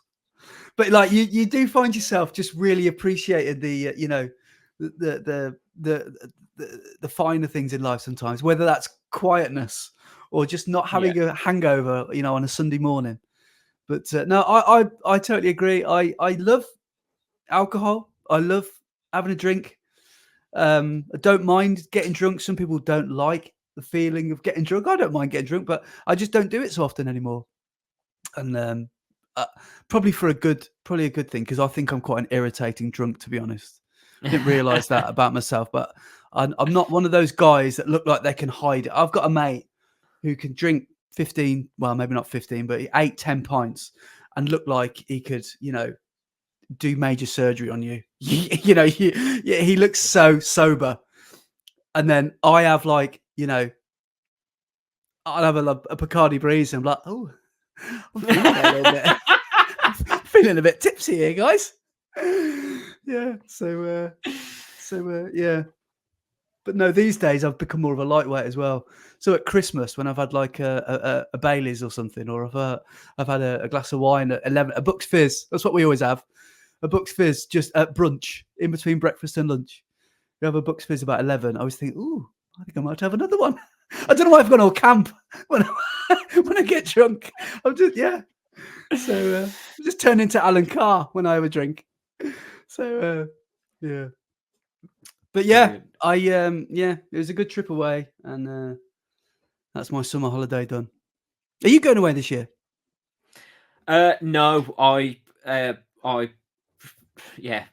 Last year's holiday was such a big outgoing and Yeah, spend that I need to recover yeah. Well, it was the from big 4-0, from wasn't that. it? Well, it was supposed to be, but then obviously COVID hit. So Yeah, I'd saved up for that holiday for a long time, and yeah, properly went for it last year. yeah, yeah, So yeah, it's going to be a while before I properly holiday. I'm going to jump in the bus and go to like a couple of places around the UK and just go and have a couple of weekends somewhere, but not a proper holiday. No, I don't think so. yeah, Um, yeah. yeah, just to be honest as well, there's so many nice places in the UK that I haven't seen Here, that here. Yeah, yeah. yeah, it's what why spend money to go abroad to see something when you can go down the road and see something amazing. I know. You think about Scotland or the Highlands or the Lake District or Devon and Cornwall, and Yeah, you know, you just we live on an island. We've got some really good beaches here, yeah, and like, I know you'll share this sentiment. I'm happy with Western-super-Mare. Like yeah, yeah, yeah, don't get me wrong, I love going on the cruises, but I'm also equally happy in Western or, you know, Blackpool. I do like this country. I'm a big champion of the UK. So yeah. yeah, Yeah, so yeah, I'll probably do a couple of weekends out in the bus, but no proper holiday this year. That'll be hopefully something I can do next year. And I don't know whether to try and work it with a run or a race somewhere, or whether to just down tools and mm, properly holiday like I did last year, because it was quite nice just to go away and not worry about anything, and yeah. just enjoy myself. So yeah, Because we'll see. you even did a parkrun over there, didn't you? Yeah, yeah, it was amazing. That was really good. That was in 27-degree heat. That was Yeah, that was a toughie. Because Florida, it's it's not dry heat. It's proper muggy, and because it's all swampland, isn't it? yeah. Florida, so it's just yeah, proper muggy. Tropical. 27 Yeah. degrees. Yeah, and it was 27 degrees at 7:30 in the morning. Wow. Because they start parkrun early Yeah. to basically so it's not stupid hot when you start, but it was yeah 27 degrees when we started at 7:30. So Wow. yeah, it was mental. But Yeah. no, Yeah. wicked. It was really, really, really good. Really Yeah. good. That's cool. That's cool. We've got a couple of items on our list to talk about, haven't we? Before Yes. we finish. So we are both participating in a race on Sunday. We are And indeed. we've also had a few people, which we'll talk about, and we've also had a few people since our last episode that have written in or left a few comments on our videos. So in what order shall we do things? Should we shout some people out first, or shall we talk Shall we about? talk about this first? Yes. There we go. Yeah, sorry if it's just gone silent for the last 5 minutes, but Yeah. we're basically just holding up our race numbers. Yes, for the Two Castles run, which Yeah, I say every single year is one of my favourite races of the year. I absolutely love the Two Castles run, and yeah, whenever entries open, I'm straight there straight away. yeah, Enter, pay my money. I don't even think twice. I just love the race. I think it's such a good day out. yeah, But yeah, it starts at Warwick Castle. So it starts in the grounds of Warwick Castle. And then we run through the lovely countryside, through a really nice scenic view, and end up in Kenilworth Castle. And it's 10K. But it's not the flattest of routes, is it? as I found out last year, because I did it with Laura, who was in training for the Great North Run last year, and I think I told her it was flat, or the last 5K was downhill. It's my that old that old chestnut. It wasn't. It very much wasn't. She didn't talk to me for a No. week after. Yeah. The one of the last hills where you just before you come into all the housing estates. So Yeah, you come underneath the bridge, and then there's that nice little rise up into the housing estates, which is an interesting one. And then yeah, that last little drag in like around Kenilworth Castle before you get to the entrance. yeah. That was a sneaky one, actually, as I remember, because Rich is doing it, and my ghost, Rich, and he sent me the elevation profile from last year. So I'm just holding that up to the screen. If you can see that, I'll just point it down a little Yeah, I bit. can now. Yeah, yeah, So as you can see, the start is quite low down compared to the end, and then yeah, the halfway point, there's a sizable hill that goes from sort yeah, of 4K, the middle mile, and then once you get to the top of that, there's a few rises and falls, and yeah. So yeah. Why don't you? You know what I'm going to do. I'm not going to go for a PB. I'm just too ill. I'm just too poor. I'm too sick. I just can't do it, guys. I'm too sick. I'm making my big return from sickness. But yeah. So what will Sunday look like for you if you could design it? So I'm not going to go for a 10K PB because it is definitely not the course to try Mm, and run a PB on. So I'm going to go for a course PB, okay. and hopefully run the fastest 10K I have at Two Castles. Now I need to try and remember what that time is, which I am just going to go and have a look. Because last year, wasn't it when you had your soleus, or however you say it? Was that when you had Yes, your big calf problems with your calf? injury. So Yeah. So you were kind of yeah, so I took it easy last mm, year, yeah, just a nice steady one. But yeah, I think my PB is from 2022, I think, at that course, and it is 37:31 was my yeah, PB at the Two Castles. yeah, So that is what's that? Just under 2 minutes slower than my 10K PB now. yeah, yeah. So if I can go out at what is 37 pace? Is that Was that so 70? 37 minutes is 5:58, 5:57, 5:58. So if I can go out at that sort of pace, hopefully I can run it a bit quicker than that, seeing as I Yeah, did the Hilly 100 at 6 minute miles. yeah, So hopefully, if I can break 37 minutes, I'd be very, very happy. Yeah, yeah.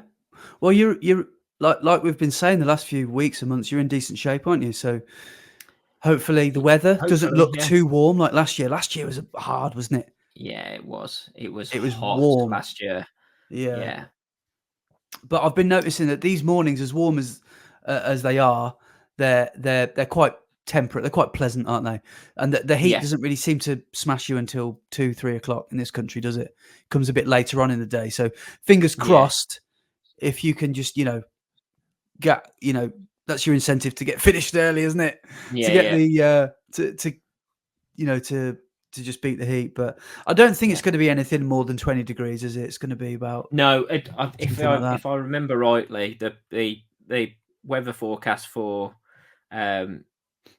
Sunday isn't that sunny. No, it's not that. In Redditch, it's a high of 17 on Sunday. Oh, right. So Okay. So it's decent weather then. Yeah. Yeah. so here we go. Warwick on Sunday. Yeah, exactly the same. So Yeah. whilst we're running, it's going to be about 12, 13 degrees. Yeah. So how many Which years have you done Two Castles then? Do you know what number this is? I think I've done it about 5 or 6 times. Oh, right. Cool. Yeah, but I had quite a big break from it because obviously Mm. when I got my injury and I stopped, like my knee injury, and I stopped running for a while, I didn't do it for a few years. Yeah. And Yeah. then obviously COVID hit and stuff like that. So yeah, I've I've done it quite a few times, but yeah, I'd never broken 40 minutes until 2022. That was my first time breaking 40 minutes at the Two Castles. Ah, right. Well, Okay. 2022 was the first time I'd ever broke 40 minutes, I think. I'd never Oh, broke so 40 before then. so your sort of increase in speed has been quite rapid then over the last 2 or 3 years. Yeah, yeah. So 2022 was my first time of breaking 1.5 hours for the half. Was it? So when did I see you do that one in Redditch where you did 1:22 or so? Was that 2023 then? Or was that the one No, you broke? That was that was 2022. 2022. Yeah, So it yeah. was that year. It was that year you were Yeah, making yeah. all that progress then? Yeah, yeah. Ah, Because in interesting. 2021, I think it was. Was it 2021? Hang on. Again, brilliant radio. I'm going to have a look on here. I can tell you Uh, more about my what I ate on the cruise if you like to fill some time. One day, there 6 we go. pancakes. So, so good. Another day, That's 6 that. waffles. It's so like my type of holiday. Yeah. I came back from America a stone heavier. I went for 2 weeks and came back over a stone heavier. It's just what you got to And do. I was still running every day. I was still going Really? out and running. So Yeah. Well, we'll get yeah, this just quickly, right? So when you're there's like an a la carte menu. There's like you can have this, this, this, this, and this, and you tell the waiter what you want. And Laura said, oh, you can have extra chips, or you can have, you can ask for what you had. So one of the days they had like a 5-ounce fillet steak, like a really nice steak, and I said to the guy, can I have more than one steak? He's like, yes, sir. I said, can I have 3? He said, yeah. Got 3 steaks. So yeah, just everyone's like looking at my massive fillet steak. So yeah. Anyway, sorry, amazing. where were we? How did you have them cooked? Well done. Unfortunately, I've changed. I was eating my steaks rare by the end of the cruise. I've gone from medium to medium rare to eating my steaks rare now. So Oh wow. yeah, Yeah, yeah. I always have medium rare. Do you? Yeah, I never have rare, but I like a bit yeah. of browning on the outside. Yeah. I'm not too keen on having it all pink. Yeah, otherwise it's just like fresh off the farm, isn't it? Yeah. It's a bit too fresh. But anyway, Yeah. before we get sidetracked, where you were saying about the I've just found it. So 2021 was the closest I came to a 1:30, and I did a 1 hour 30, and I think it was 3 seconds Wow. at Compton Verney half. Yeah. I've heard of that. Yeah. And what was that? Yeah. So that year, so that race, Compton Verney half, I did a 1 hour 30 and 3 seconds, but I went the wrong way. Oh, Make a habit of this, don't I? yeah. It's not the first time that's happened. So one of the arrow markers had fallen over Oh and my was God. pointing the other way. So I Oh followed the arrow no. marker because I couldn't see anyone in front of me. Yeah. Another couple of guys went with me, and then we got up the road and went, "It can't be this way." Turned round, and everybody else was running the other way.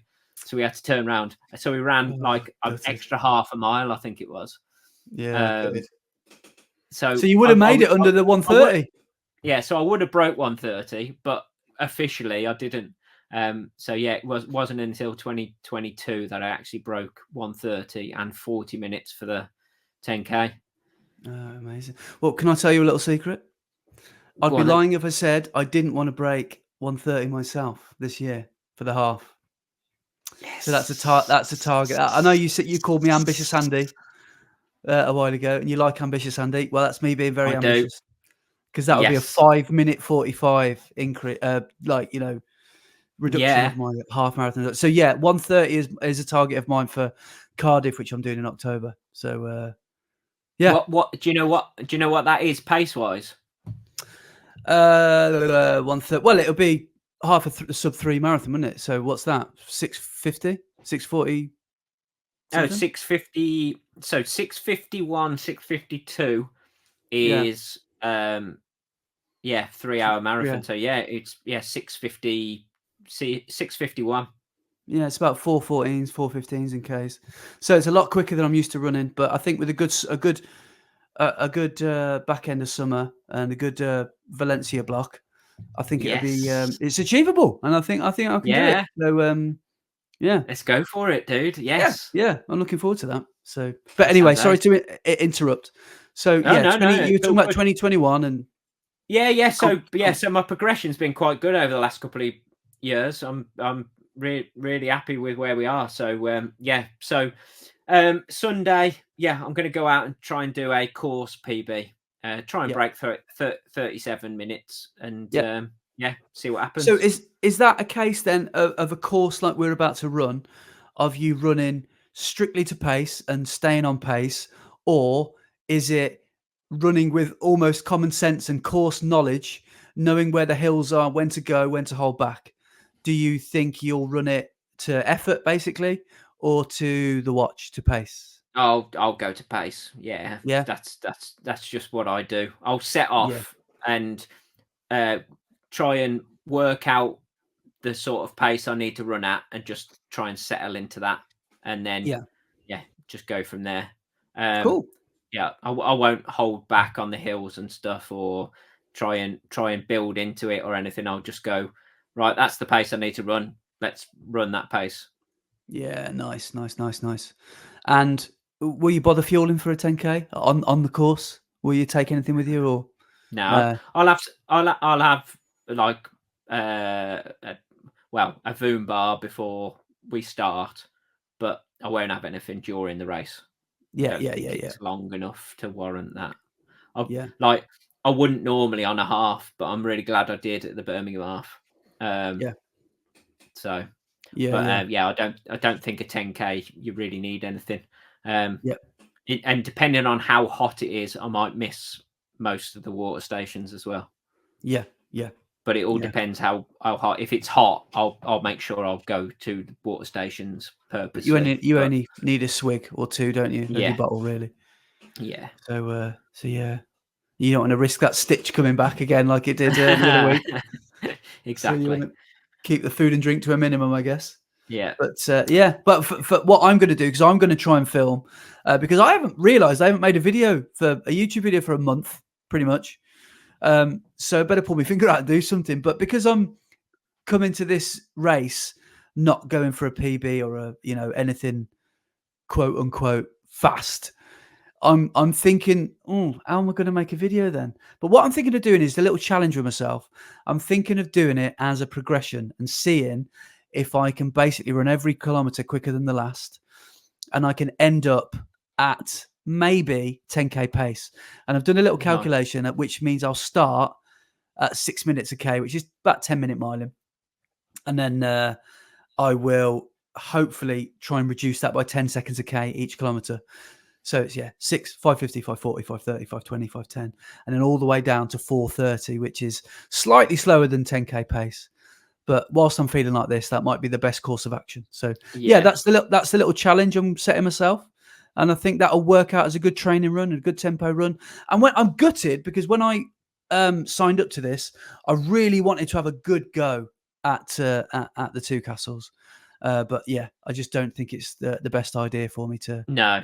go. Not whilst you're feeling like you are. And as I said, Yeah, if you do go for it and you end up like hitting the wall or like blowing up, yeah, then you'll just feel crap for yeah, even yeah, attempting to go out and do that. So just go and yeah, enjoy yeah. it. Yeah, and like you say, it is a great race. It's a really good local race, well supported, good history. It's been going for a good while, hasn't it? And it's got a really good local rep. And you're Yeah. running from a castle to another castle. So what's cooler than that? Yeah. So it's going to be It's ace. ace. Yeah. But shall we have unless there's anything you wanted to say? I was going to say we had a few No, people that's email in, and yeah. Let's go to the emails. yeah. So the last couple of emails we read were basically trying to get Brett to to buy some jazzy Adidas shoes. But I think Yeah. has there been an update on some shoe buying in the Elesmore household? Well, no. Yeah, Yeah, I accidentally clicked the buy button the other day, on some new shoes. I don't even need them. It's another pair of Adios Pro 3s. Now, my pair I bought for the Manchester Marathon have done about 50 mile, so they're still right. brand new. So I don't need another pair of marathon shoes because I'm not doing another marathon until next year. So and anything below a marathon, I'd wear my Takumi Sens anyway. But I couldn't resist the colorway. I Yeah, saw they were coming out and was like, "That is the best colorway for a shoe ever." So yeah, yeah, had to they do a did look buy. really cool. Yeah, Yeah, just the color scheme of red and pink is my favorite color scheme ever. They clash, yeah, but work so well together. It's yeah, just they're immense. yeah. So when did you say have they had a maiden voyage yet, or are they still in the box? No, they arrived yesterday, and I've put them on in my house and then put them straight back in the box. Right. Um, and I doubt they'll see any rain, dirt, or anything like that. Yeah, They'll just be for nice, yeah, dry conditions when yeah, yeah, I want to get the specials out. yeah, yeah. Because you don't want to get them dirty. Yeah. Yeah, but I have seen they might possibly release that colorway in the Takumi Sen 10, so Mm. that may accidentally end up in my basket as well. Yeah, yeah. Fair play. I haven't bought any shoes for a while. Uh, Basically because I've just got no money. I'm running the bread line rather than the red Look, line. I couldn't afford them, but I just couldn't not buy them. So yeah, Yeah, I they get you. yeah, That old chestnut. I couldn't not yeah, buy them, so I've just spent 500 quid on a new pair of Evos. yeah. But no, I haven't bought any new shoes for a while. I haven't bought any new shoes since January, I think. So yeah, it's probably about time I changed that, I think. Mhm. Yeah, we've had a couple of emails, and this one is in two parts. Now, this one comes from down under. So this is from Oh, a regular listener we have called Amelia, and Amelia says, "I'm actually gonna." She asked some questions, and I think we should answer them next week because there's a couple of them. But I'm going to okay. just read the crux at the start of the email because I think you might appreciate it. Shall I read it in Australian accent? No, I probably shouldn't, should I? Good day, Brit and Andy. Brit and Andy. Warm greetings from Warm greetings from Uzbekistan. Just joking, Australia. I love the podcast, and I really hope that you'll continue doing this in the future. My heart sunk a bit when you mentioned the end of the season. I was glad to hear that you'll be back as early as June. A very underrated moment of the entire season came towards the very end of episode 18, but it's a bit random, but I feel like I've got to share this. Brett finished reciting the TMNT opening. Leonardo leads, Donatello does machines. Andy went, I've never heard that rhyme. That's pretty cool. For whatever reason, I absolutely lost it. Luckily, I didn't crash my car, but undoubtedly attracted some weird looks from fellow drivers. I think it's these moments that make the podcast so nice to listen to. Bit of running, bit of banter, and a bit of randomness, especially towards the end. By the way, I know I said at the time, oh, is that a song? Is it like Teenage Mutant Hero Turtles? Yeah, Heroes in a half shell, turtle power. It's that. Yes. Okay. I just don't know the earlier lyrics. So I know the song. Yeah. But, so it's the theme tune to Teenage Mutant. Well, in the UK, we had Teenage Mutant Hero Turtles, whereas everywhere else had Teenage Mutant Ninja Turtles. Oh yeah, because I always said Heroes in a Half Shell.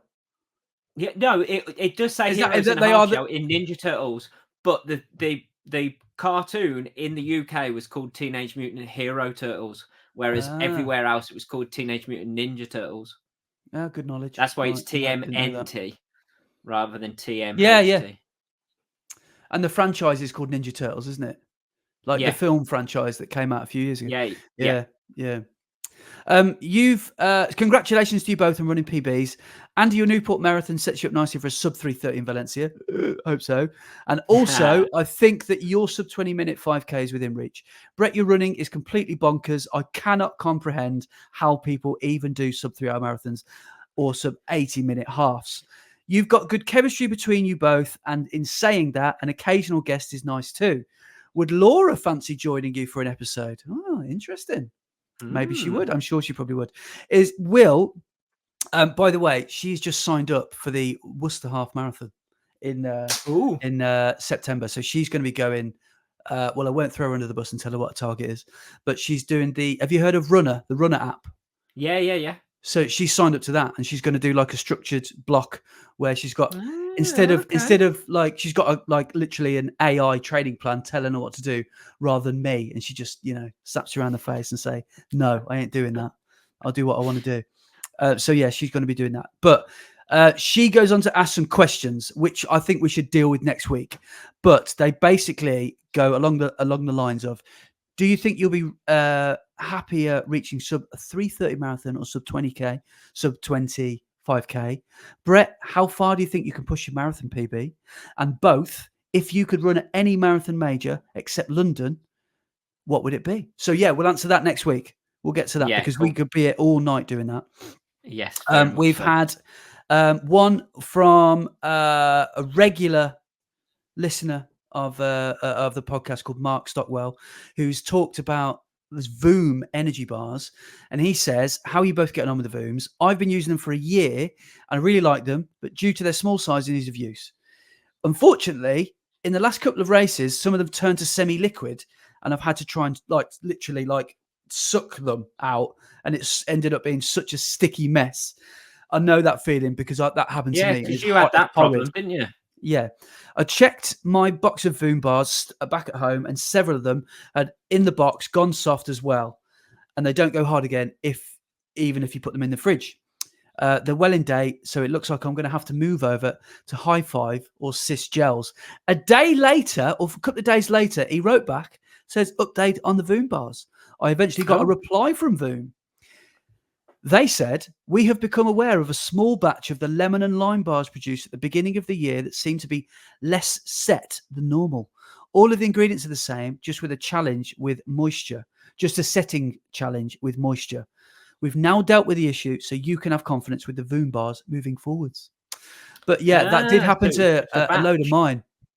And I remember because I've never had that issue, but I didn't have many of the lemon and lime ones at the start. I mainly had the caffeine ones. Yeah, yeah. It happened to me when we did that fishing 20 miler. I just got a new batch of Vooms, and they were solid, and I couldn't believe it. I said, "Do yours feel like this?" And you were like, "Well, yeah," because the ones I'd had before were like quite soft, so that's why they kept. And they were melting in like January, so God knows what they'd be like now. But yeah, cheers for Yeah, that, Mark. Thanks for your Voom yeah. detective stuff. I was going to say, Um, yeah. Thanks for finding out the information. I've got two more to get through. I'm going to skim through this one. This is from Stephen Grice, and he says, "Hi Andy and Brett, just caught up with the last episode, and I felt that I should email in to own up to being the Mumbai heckler / supporter at Newport Marathon. I was there to support a mate, and when I saw you, Andy, I couldn't resist. Hope you don't mind." So for context, I just was running through the middle of like Newport, and someone just shouted "Mumbai bye" at me, and I just lost it. Brilliant, best moment of the marathon for me. That was. So he met us. He says, "I met you both at Fishing 20 back in March, and we had a quick chat in the hall after. And you were so kind to give your time to a stranger, especially after your own races. And just wanted to add thanks for the time and effort goes into creating the podcasts. They're a great listen and a great watch, and prove that progress and results will come if you put the hard work in and stay consistent. All the best. Have a good break, Stephen." Cheers, mate. Massively, Steve. massively thank you for that. Yeah, cheers, mate. So this one is, I'll be honest, a little bit of a tearjerker. This is from Dermot Dowling, and he says, "Just a quick hello to say thank you for entertaining me over the last few episodes. I've been following you, Andy, for a long time on YouTube, and only started following Brett since the podcast started. Sorry," he says. "I suppose the real reason I'm sending this is to let you both know how important running is to me. I call it me time, where I solve every problem in the world, and for me as well, and have had for however long the run is. Well, not really, but it's good to think that just for a short while, those problems disappear. In March 23 and August 23, I lost my dad and my wife both to cancer. Without running, I can honestly say that I would never have got through those dark days. Those days are still here, but each day they feel a little bit better. Even through our worst days, the first thing Anne would say to me would be, "Duh, did you get your run in?" Typical Anne, always thinking about others, no matter what pain she was in. She knew just how important running was and still is to keep my head straight. Anne just knew everything. She knew when things were starting to get to me and would say, "Oh, duh, you just need to go for a run and come back in better form." She was an angel. I'm even trying to get our two lads into running, but no luck yet. I have nothing but the highest of respect for putting yourselves out there. It's great that you both have great running days and lovely to see, but in a weird sort of way, it's good to see that you have bad days too, because I can personally relate to both. It's easy to vlog the achievements, but it takes balls to vlog the not so good ones. Just shows that you're both human. I was supposed to run Manchester this year, but the heart and the body were just not in it. So instead of running, I flew over from Dublin and I supported at the marathon. I saw you, Brett, finishing, and I also saw the Woo coming among others. It was the first marathon that I was at as a spectator, and it was great. Anyway, I think I've gone on long enough. May your running journey be a great one. May your family life be full of joy, and may your friendship grow stronger each day, because you both just seem like pure gentlemen. And I hope that I have the privilege to meet you both someday. Take care, Dermot. That's mad. That's like Yeah. that's next level stuff, man. It just Yeah. makes you just step back, doesn't it, and realize, like, we're here for a good time, not a long time. And Yeah. as Dermot will say, life's too short to sweat the small stuff. And Yeah. yeah, I can't imagine how this last 12 months have been for you, mate. But No. if we can bring any rays of sunshine to you, then thank you so much for listening to us, waffle on Yeah. and yeah, just want to say, fair play for keeping running, and as Anne has said to you, yeah, you need to get your runs in, and you need Yeah. because you get you get something, don't you, from, like you say, solving your problems, the world's problems when you're running. And Yeah. So thank you so much. And if you're listening right now, go get your running. It's amazing what running can do. It is something that will lift your mood no matter what. As soon as those endorphins start running through your body, it's amazing how you start to feel better just by going out there and putting one foot in front of the other. So there's not a lot else you can say, really. It's a bit like therapy, isn't it? It's the closest you can get to therapy with, running's really, I guess naturally it's like an antidepressant sort of thing, isn't it? Because you'll feel not hormones, you'll feel like endorphins getting released, and that dopamine will come as well. And race days are just, are equally epic in their own way. And it's a community thing, isn't it? We're meeting people all the time. And it makes us feel amazing. And because it's community over competition, which is the best thing about it. And I've never been a better version of myself than I am, over the last few years since getting into running. Yeah. And I love that part of it. The fact that I want everyone else to do well just as much as I want to do well myself. And at our level, really, the only person we're racing is past us.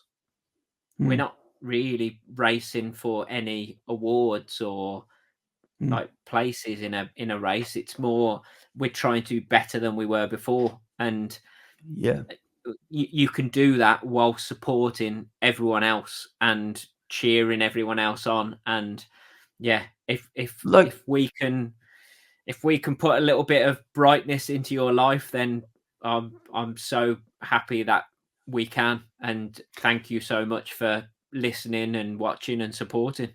I think that says so much about you as well, Dur, because that you obviously chose not to do the marathon, and it's not like Manchester's down the road for you. You had to take a flight or an arduous journey to get. And not only that, you came to literally support people and help people, like run the race of their life or get them over the line, cheer them over the line, and that's a really selfless thing to do. So, and I'd be really proud of you, mate. So amazing. And I hope we do get to meet at some point. And I hope we will. I hope we do. Yeah. Well, I know we've got a few comments as well that we've got from the YouTubes. Should we leave those till next week though? Because we are on another bumper episode right now. Oh, it's a PB. Seen how long? It's a PB. We're still sub 2 for now. Yeah. Thank God there is no end of the podcast quiz. Oh no! Thank God. Imagine. I'm only joking, guys. It's time for Brexit. No, I am. There's no quiz. There's definitely no quiz. But I reckon we should leave the comments until next week. Otherwise, I don't think my hard drive will be able to cope with the with the sharing of the file. But there we go. But if you do want to drop us an email in the meantime, feel free. It's runningtheredlinepod@gmail.com, or drop us a comment below on this YouTube video if you're watching us via YouTube. Or send us a DM on Instagram as well. And we will read them out and do our best to answer any questions. But we just love getting feedback from people and comments. It's just great to see, and we really do appreciate every single one of them. Thanks for listening, guys, and we'll see you on the next one. So Sunday I will see you there, Andy. Yes, hopefully it goes well and we have some fun. Well, by the way, I forgot to mention as well, tomorrow, Parkrun tomorrow, I'm doing my local Worcester Pitchcroft, and it's their 7th birthday, I think. I should know this, but they're doing their first ever pacer event, and I've grabbed the 27 vest, so I'm doing 27 minutes. So Nice. yeah, looking forward to that. Nice. Well, enjoy Yeah. that as well then. Yeah, cheers, man. Enjoy. And happy running, everybody, this weekend. And we will definitely be back next week. For episode 20. Oh, yeah, it will be, won't it? Wow. Yeah, Okay. yeah. Yeah, episode 20 next week. So thank you so much for listening. And we'll see you next time. Cheers, guys. Take it easy.